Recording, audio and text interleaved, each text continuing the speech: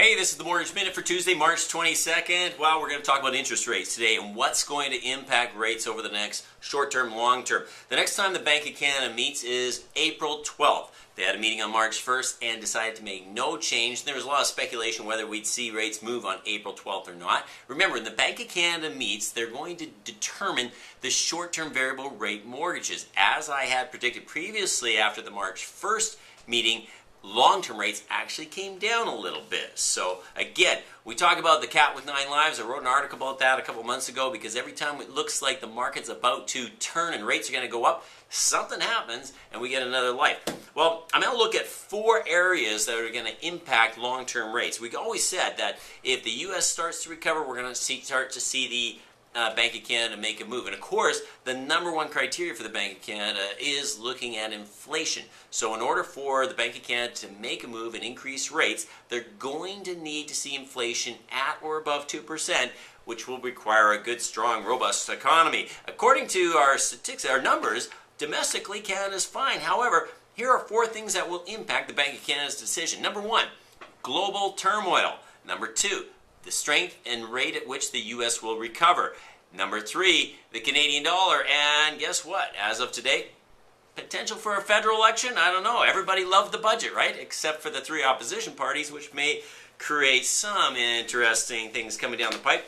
How about this one? Global turmoil. Threats to the global economy. Mideast conflict, inflation, European debt, U.S. housing, and Japan. Wow.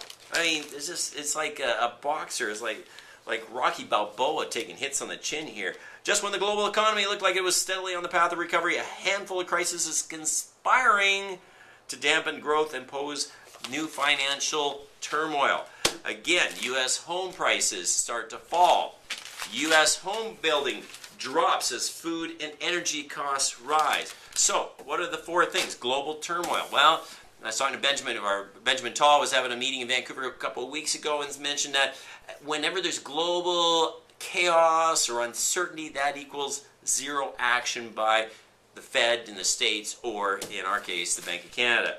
So, this came out today. Hikes on hold amid global woes. So everything is indicating that we are going to see a basic freeze on rate hikes. First of all, global turmoil is rampant. U.S. recovery is showing signs it's about to revive itself, but it's not there yet. So until the Americans can start raising their rates, there's going to be a limitation as to what Mark Carney and the Bank of Canada can do on ours. Canadian dollar. You know what? As bad as things are in Japan, our Canadian dollar will take a hit in the short term, but in the long term will actually increase because of the rebuilding process over there. And again, you have, on top of all that, an upcoming federal election. And guess what? When there's a federal election, the Bank of Canada goes and sits on the sidelines. So here's what I'm going to suggest. I'm going to suggest you probably won't see any rate movement by the Bank of Canada until the fall.